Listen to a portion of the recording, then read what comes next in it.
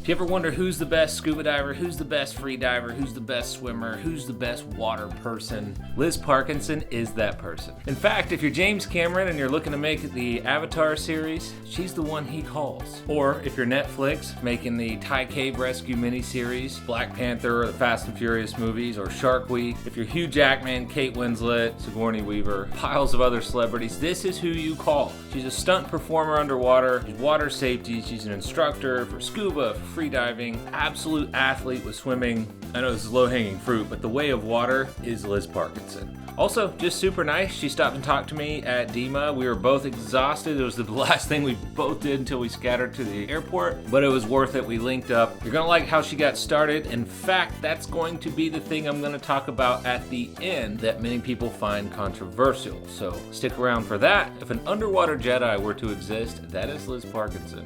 Also, just like the most pleasant human being in the world. Hope you enjoy. Liz, thanks for coming on. Thanks, man. Appreciate it. Appreciate being here, Kenny. So you do a little swimming sometimes. I have been known to swim a couple times. Yeah.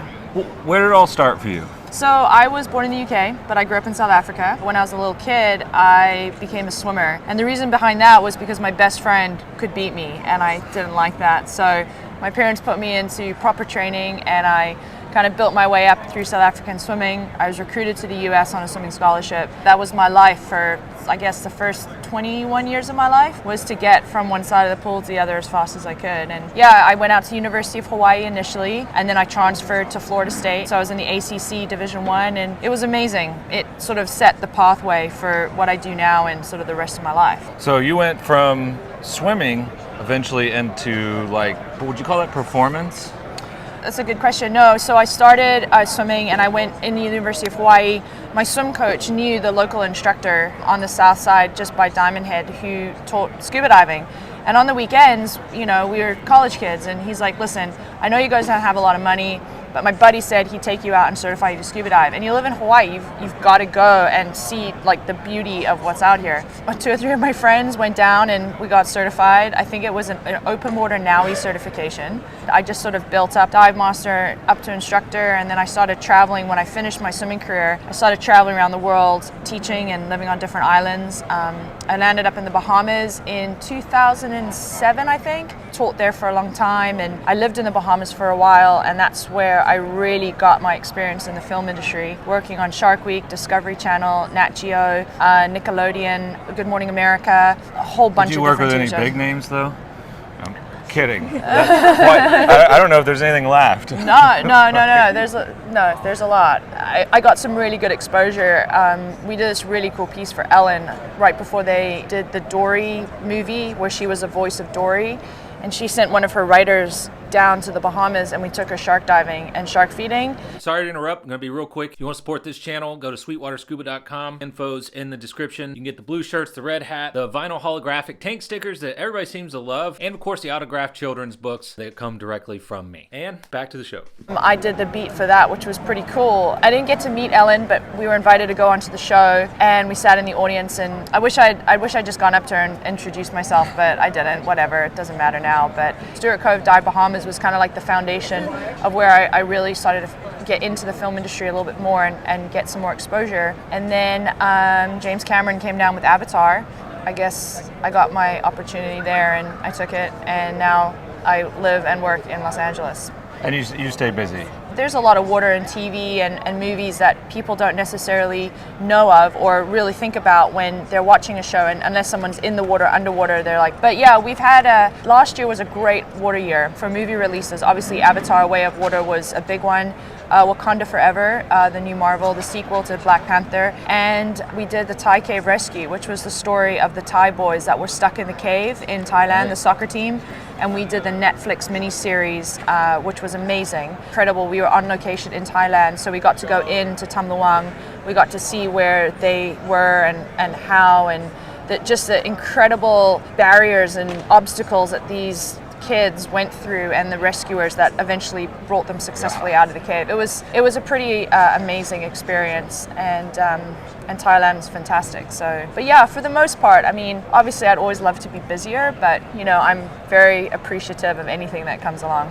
You're the biggest in-water celebrity of anybody that we know. Like there really isn't another one that I know of. And you worked with a lot of celebrities. Yep. Obviously, you worked on Avatar, and you said you actually did some stuff for the Jacques Cousteau. Yeah, so on the 60th anniversary of the Silent World, Cousteau's movie Silent World, there were a couple big events that happened that year. One was Odyssey of the Sea 3D, which was a documentary series released by Jean-Michel, his eldest son, and his two kids, Fabian and Celine Cousteau.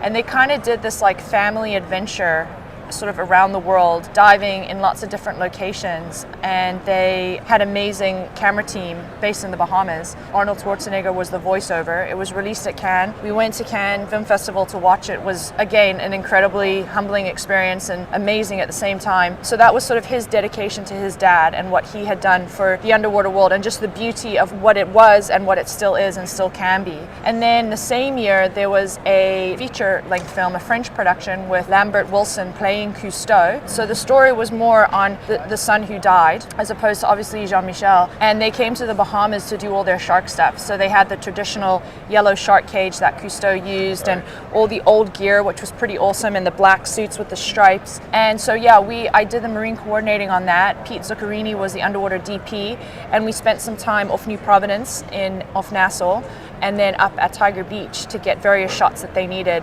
And I think I actually was a French male diver, and I got this very sexy goatee. So I admire I don't know how you do facial hair. It's just unbelievable. I don't have my comb right now, and the fact that we're talking about it is very embarrassing. But we'll keep going.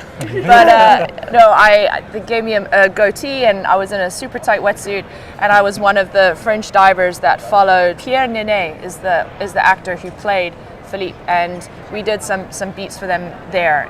But they filmed a lot of it in South Africa and the Antarctic, actually, which was pretty cool. Wow. It's called La Odyssey. La Odyssey. Working in water in large-scale productions like that, what is something you think a lot of people don't really realize is going on, like surprises them? I'm sure when you start explaining things, there's something people go, wow, you guys had to do that? Like, what is that one weird thing people probably don't know is going on? Working in water comes really in two different forms. First of all, I do stuff that's in a confined, so in pools and tanks, which would be more like the Avatar and the Wakanda. Even Thai Cave Rescue, we did film in Tam Luang, but the majority of all of the actors' work and the doubles work was actually on a set that we just made a cave and we dived that made up cave. So that's one thing. So it's confined, it's controlled. The water is hopefully at least 88, 89 degrees. If you're in it for 12 hours at a time, you need it to be warm, especially if you're not in a wetsuit. And then there's the other side, which is more the Cousteau films, which is actually filmed in the ocean. So that in itself has a combination of different factors that are not applicable to being in a confined situation. So, it's hard because every film has a different feel to it. You're working with different people who have different abilities. You're working with people who may not necessarily want to do it, but they need to do it for their role. And then you have other people who are so into it and so excited not to be on land and be able to do something that they may not have done before.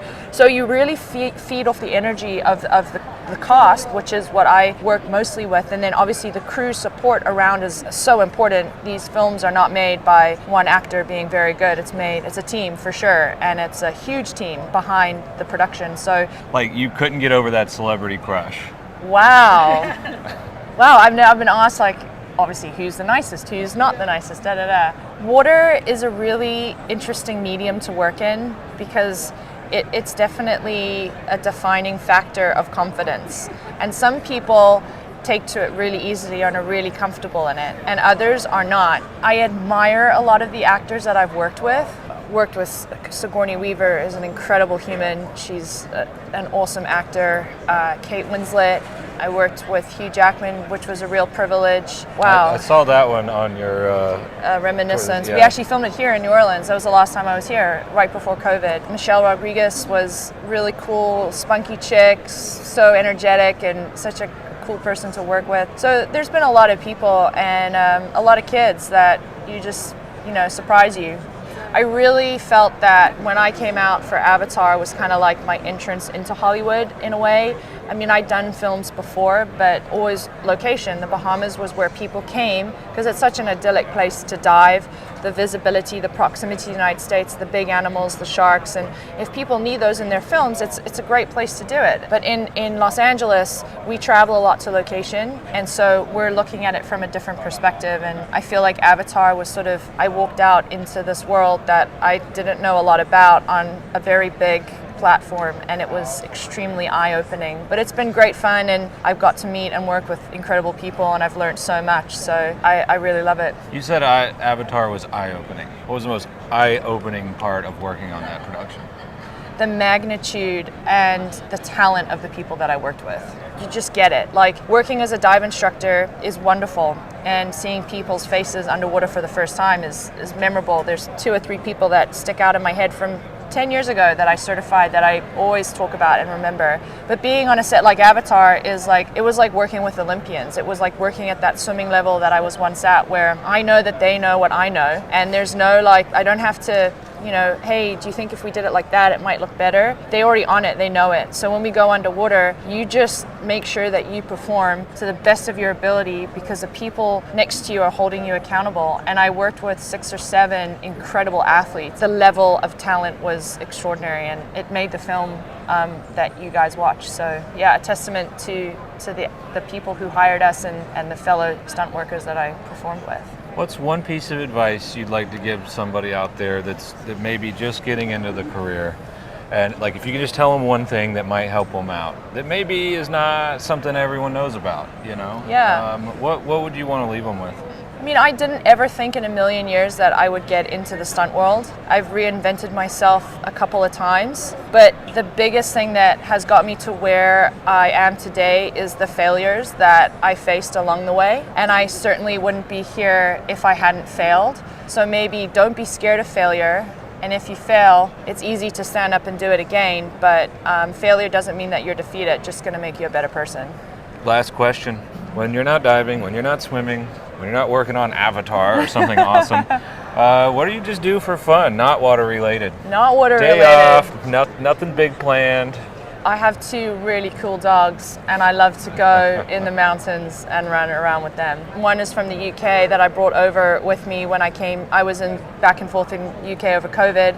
And then another one, we found her in the Dominican Republic when we were on a film down there. And I have a really good group of friends in Marina del Rey where I live, and we just take our dogs in the mountains and exploring, doing new things, challenging myself. I like the idea of doing things that I haven't done before, and I enjoy pushing myself and learning new things. I know quite a lot about water, but there's a lot of stuff that I don't know. So running around with my dogs, and I love a great book. What's your current read? What book are you on right now? I just finished The Underworld by Susan Casey. Incredible book. Susan is a really great marine author. She wrote The Devil's Teeth about the sharks up in the Furloin Islands. She's written a book called The Wave with Laird Hamilton. She did write one about dolphins as well. But her latest book is about sort of deep underwater exploration. And now I've just started the new release of the book of when they found the Endurance, Shackleton's Endurance in Antarctica. Right on. Yeah. Well, I can't wait. Liz, thank you so much for coming on. Oh, it's a pleasure, man. Kenny, it was awesome, dude. Thank you so much for having me. I feel really privileged to have done it. Yeah, no, thank you. That was awesome. Thanks. All right. Anytime, man. All right, thanks for sticking around. As she said, she got started through swimming. And that brings me back to many episodes we've done on the swim test. Swim test is something I both agree and disagree with. I don't think it should have a set number, and most of them don't anymore. A lot of people think there's a certain distance to become scuba certified that you have to swim. And the reason behind it is it's an evaluation point for instructors to go who's comfortable in the water before a class. So before a scuba class, if you got somebody that's comfortable swimming, they already have the concept of underwater. If they're not comfortable swimming, there's probably going to be a lot of work. Doesn't mean they're not going to get it, but they're not exactly the same, but it's a good indicator of comfort. It's not to see if you can make it. Hard swim test is absolutely a waste of everybody's time, and it's a good way to set off a student to not feel comfortable for the rest of the class. You're going to basically put them on the wrong foot. It's like walking into a room of people you've never met before and tripping. You don't want to do that. It's going to shock their confidence. So I don't believe in these long, hard swim tests like a lot of people do. However, basic swimming ability should be there. But as far as, 300 yards in 5 seconds, I think that's just a good way to start the class off wrong. For one, even if they are a pro swimmer, when they get scuba certified at 16 or 20 or 30 or 50, scuba's for life. So what does that have to do with 20 years down the road? Did they get comfortable in the water scuba diving? That will matter down the road. I just think a simple evaluation is more than enough. You do not need to be a strong swimmer to be a scuba diver just for recreational diving around for fun. You need to be good at kicking, buoyancy control, knowing how to use your equipment and being aware of your surroundings, absolutely. But that's my opinion. I think swim tests are good right where they are with the standards. Something I don't say very often. But as you can see, the most proficient person in the whole wide world underwater got started with swimming. So there's something there. Thanks for sticking around. I'll see you on the next episode. Love you guys.